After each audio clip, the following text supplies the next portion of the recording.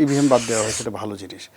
তো এখানে আসলে দুর্বল অবস্থাতে নতুন কোনো কিছু নিয়ে এক্সপেরিমেন্ট করাটা ঠিক হচ্ছে না। না ভোটের কী দরকার, এখন যেভাবে আছে সেভাবেই থাকলো। এমনি সংস্কার বিভিন্ন কথাবার্তা বলে আননেসেসারি কতগুলো বিষয়গুলো নিয়ে পুরো নির্বাচনের যে প্রক্রিয়াটি এটিকে জটিল করে তোলা হয়েছে। ফলে আপনার শরীরে যদি শক্তি থাকে, কুয়াত থাকে, সময় থাকে, অর্থ থাকে, তাহলে আপনি এক্সপেরিমেন্ট করতে পারেন। এখন পুরো জাতি ধৈর্য হারিয়ে ফেলেছে। এখন বিএনপি এবং তাদের যারা লোকজন রয়েছে সব মিলিয়ে ধরেন অলমোস্ট 50% লোক যারা নির্বাচনের জন্য পাগল হয়ে আছে।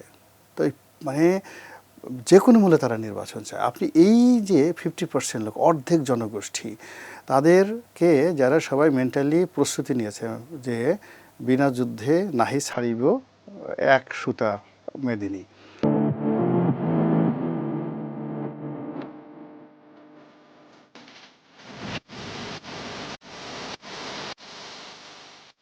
তো সেই জায়গাতে তাদের ডিক্লেয়ার ছিল ডিসেম্বরের মধ্যে নির্বাচন হবে।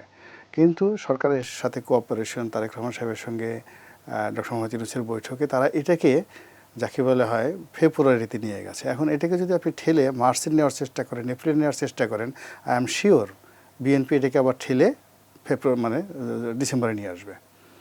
এবং সেই সংঘাত সেই সংঘাত আসলে এখন যারা বড় বড় কথা বলছেন, এরকম বিএনপি যদি সংঘাত শুরু করে, ওই সংঘাত মোকাবেলা করার জন্য আবার শেখ হাসিনা আবার আওয়ামী লীগকে ডেকে আনতে হবে বর্তমান সরকার। আদারওয়াইজ বিএনপির সাথে আসলে লড়াই করার মধ্যে এখন যারা বড় বড় কথা বলছেন ঘণ্টাখানিক সময় তারা টিকবে না, 33 মিনিট বা 34 মিনিট সময় তারা টিকতে পারে। This is the reality. ফলে এখানে আমার কাছে মনে হচ্ছে যে রাজনীতিতে যারা আছেন, খেলাধুলা করছেন, মনটা পরিষ্কার করুন।